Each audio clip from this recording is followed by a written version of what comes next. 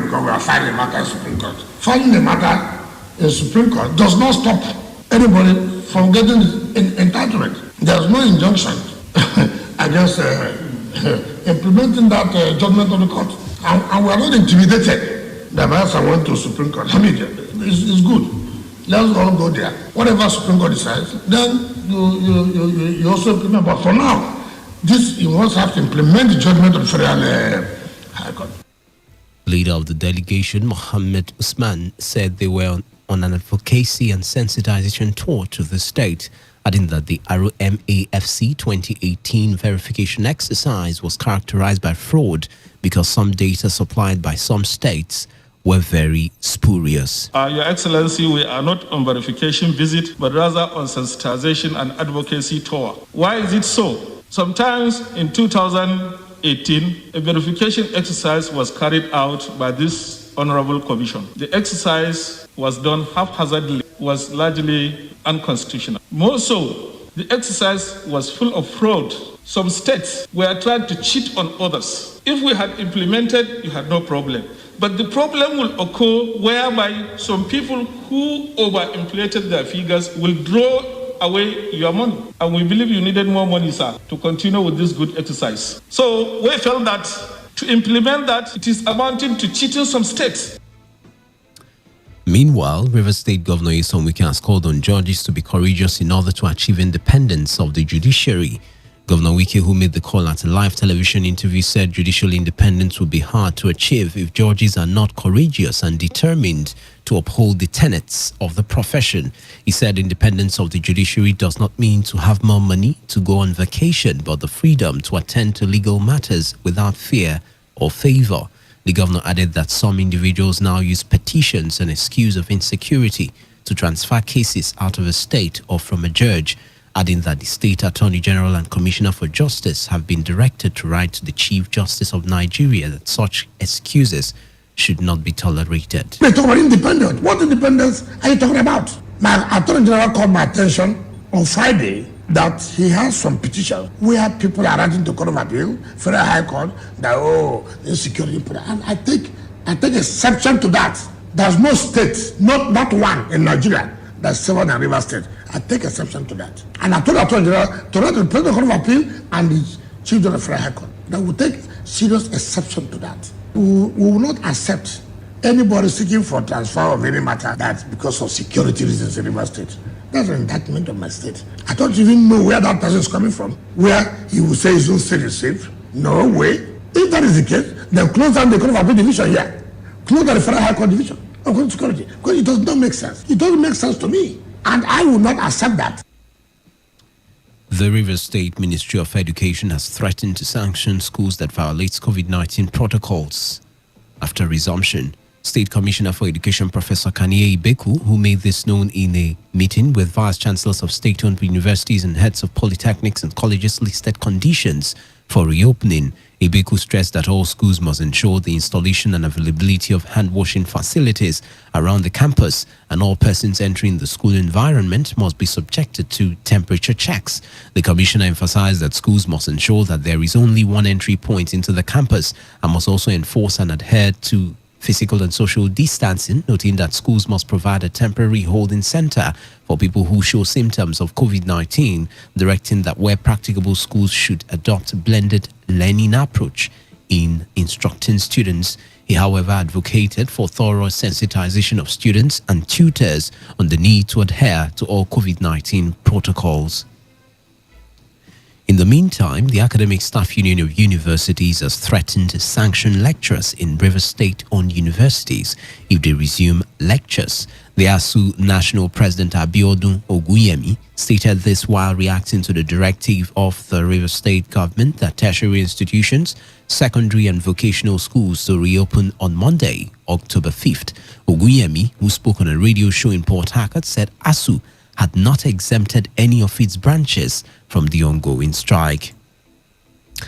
In another development, the Rivers State government has expressed commitment to ending the menace of illegal refineries in the state.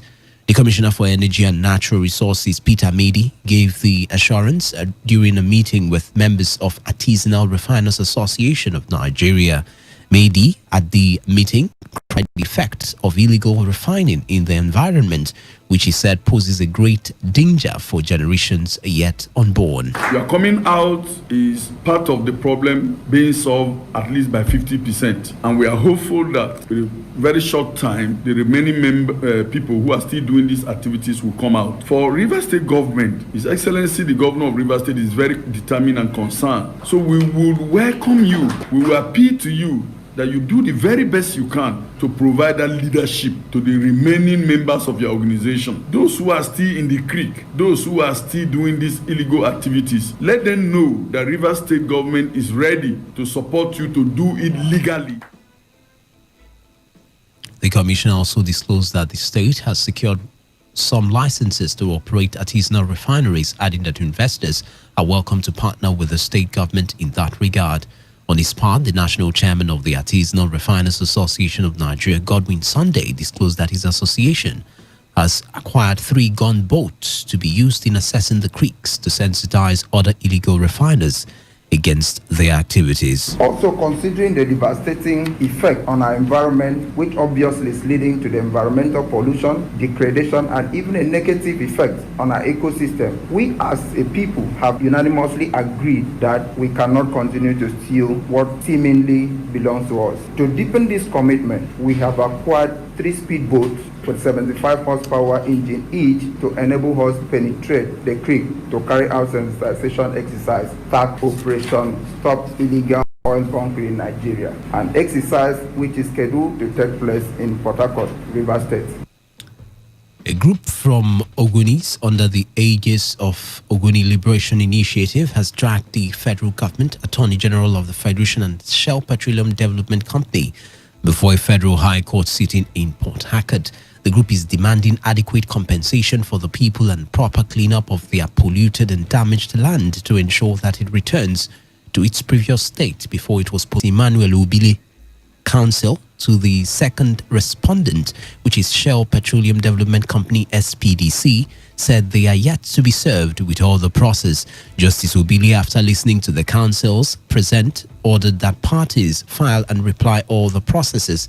Speaking to newsmen outside the courtroom, counsel to the Oguni group, Finjite Amakri, highlighted why his clients are in court. The matter today is for mention. That is to say, all the parties should be here in court, so that will not take a date to do the actual hearing of the case. However, only Shell appeared and filed what we call conditional service, because they have got our processes. So they entered the conditional service, but they will not file their statement of defense. The Attorney General has not filed anything. So what we did today was adjourn the matter to 12th of November for hearing. We are thinking that between now past and the end of this month, Shell must have filed their statement of defense. The Attorney General would have done the needful. The proof basically that one, we want to be paid compensation for all the years of depollution of the environment. So we are saying for all these numbers of years that they have destroyed the environment, the air, the land, the pond, the rivers, and all that, they should pay compensation.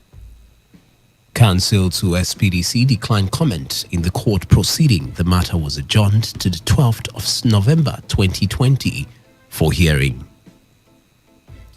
The federal government has said the deregulation of the downstream sector has more long-term benefits for Nigerians and the economy. Minister of Petroleum Timi Silva said this in the aftermath of the averted industrial action by the organized labor because of increase in the price of petroleum products. Silva said while the federal government understands the effect of the new price regime, the current administration is working towards domestic gas utilization to cushion the effect because the federal government is keen on leveraging Nigeria's gas resources to address the country's energy challenges. I thought that it was in the public domain from a long time ago that government had deregulated. I mean, from 6 months ago, government had deregulated. We definitely realized that this entails some pain for the people. But in the end, I mean, what do? If you have a child that is ill, that needs to go for surgery, I mean, you cannot, because he is going to have pain, decide to avoid the surgery. I mean, this surgery needs to be done. I don't know exactly how you expect us to communicate this, but what we told told them was that, look, we have an alternative now. If you want to create a toll gate somewhere, the law is that you create an alternative. We created that alternative. The alternative is to give another form of fuel, which is gas. And we're going to roll out that in the next few days. And we felt that that is going to cushion the effect in the long run. Apart from that, we believe that the regulation is also necessary because it's going to really grow the refining sector. He stated that one of the major of labor is for the refineries to remain optimally, which can now be achieved with the deregulation of the downstream sector. You're listening to the World News on Today, 95.1 FM, Voice of the People. After the break, more news, foreign and sports stories. Stay tuned.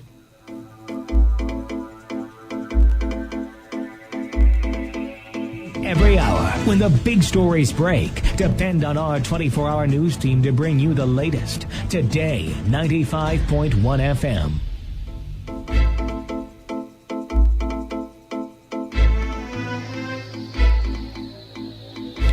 Welcome back. This is still the World News on our premium news, talk and sports radio station Today, 95.1 FM. President Muhammadu Buhari has ordered that the newly commissioned Itakpe Warri Railway be extended to link with Abuja, creating a direct line between the north and the south. The president said this should be achieved before the end of his tenure as president in May 2023. He gave the directive while virtually commissioning the 326-kilometer Itakpe Warri Railway and ancillary facility yard from the conference hall of the State House in Abuja. The president also directed that the railway stations be renamed after Nigerians who have contributed immensely to nation building. President Buhari commended all who, in the 33 years of its creation, made the project a success, urging host communities for the rail line to maximize the potential the rail line avails to them. It is my high expectation that this project, a vital link of south-south geopolitical zone of the country to northern zones, will be completed during the tenure of this administration. Of the 11 railway stations and the railway villages of this project, including Adamu Ata Station in Itabe, Abubakar Orishola Saraki Station Ajakuta, Augustus Aikumu Station of Otobo, George E. Station Anabode, Anthony Anagoro Station Uromi, Tom Ikimi Station Ikihan, Samuel Omudia Station Imbanke, Goodluck Jensen Radio Complex Abu Oa Oigu, David Ejo Station Abraga,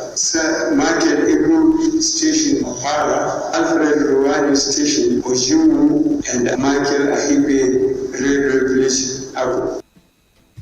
The Itakpe Warri Railway Line is a 276 kilometers railway line that links Warri in Delta State to Ajaokuta in Kogi State. President Muhammadu Buhari has transmitted the long-awaited Petroleum Industry Bill, PIB, to the National Assembly for passage into law. In a letter read by Speaker of the House of Representatives, Febi Bajabiamila, at the resumption of plenary, the president said the bill is expected to carry out significant reforms in the laws governing the petroleum industry, which has been encapsulated into previous laws.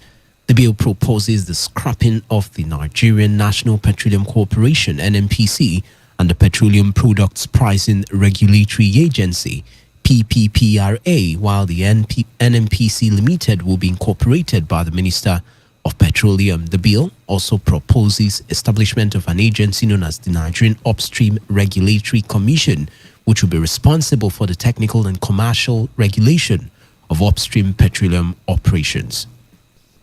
Meanwhile, the Nigerian Senate has assured that the amended Electoral Act will be ready for passage and possible assent by President Muhammadu Buhari by the end of next month.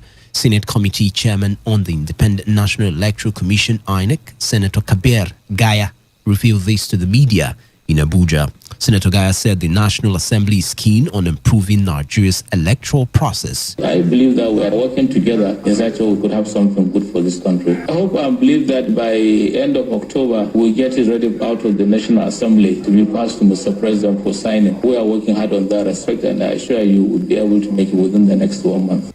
The senator also said while the National Assembly has approved the inclusion of electronic voting in the Electoral Act, the issue of electronic transmission is still pending, Senator Kaber Gaya therefore said that the Electoral Act is still open to absorb more amendments. However, the Independent National Electoral Commission (INEC) has said there is no going back on its plan to introduce electronic voting to Nigeria's electoral system ahead of the next general elections. INEC National Commissioner in charge of South-South Zone, Mustafa Lekki, made the emphasis on this innovation while speaking further on the Commission's decision.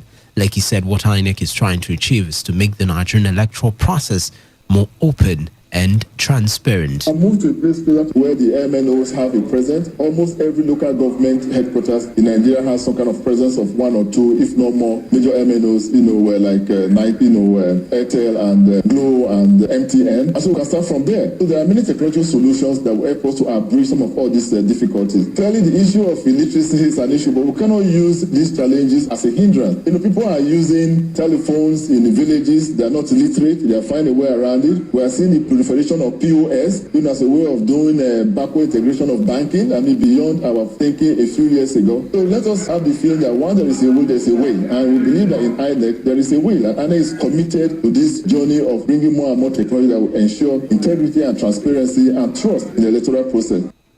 The chairman of INEC, Professor Mahmoud Yakubu, said already the commission has invited manufacturers of electronic voting machines around the world to practically demonstrate how the machine works, preparatory to the full migration. A high court sitting in Jos, Plateau State, has dismissed the application filed by ex-deputy governor of Central Bank of Nigeria, Obadiah Meilafia, challenging the invitation by the police.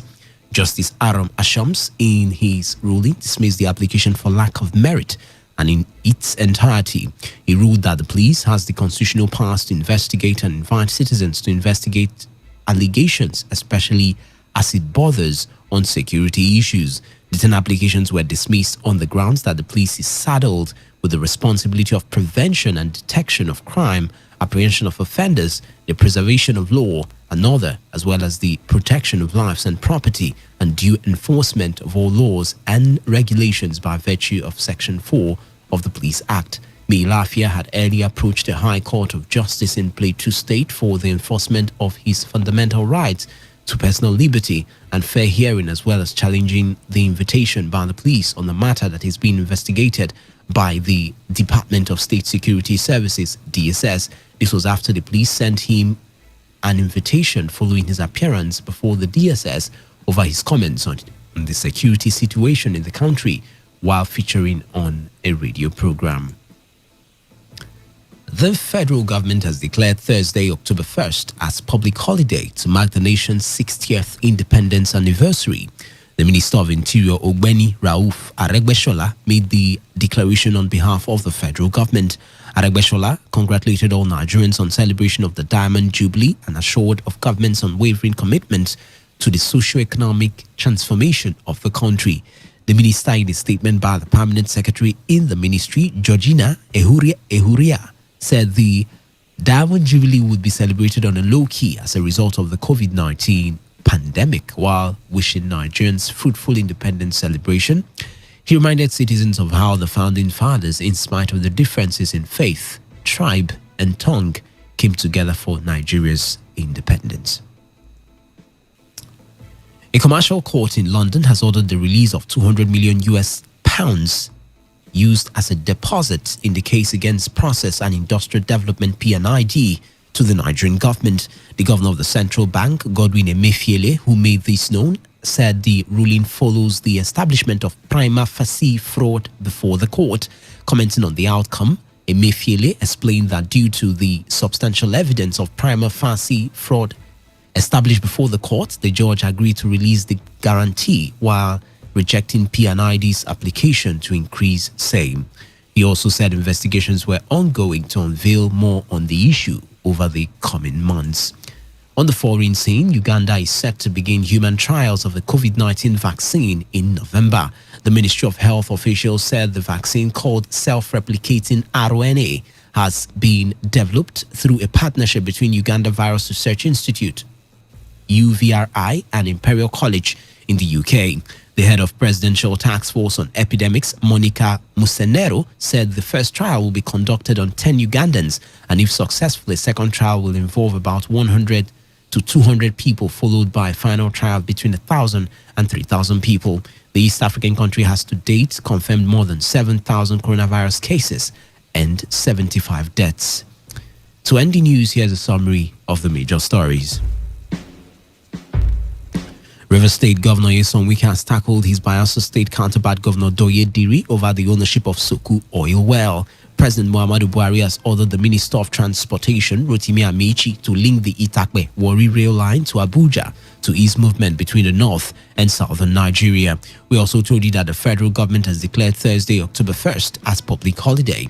And on the foreign scene, you heard that Uganda has fixed November to begin human trials of the COVID-19 vaccine. That was the news as edited by Victor Ezeama. For comments and inquiries, please call 081-5341-8657 or 081-4434-3502 or send your emails to news@todayfmlive.com. You can also read our stories on www.todayfmlive.com. Do not forget, take responsibility, wash your hands frequently with soap on the running water. Avoid touching your face and high contact surfaces to prevent coronavirus. I am Wisdom Obina. Good evening and thank you for listening.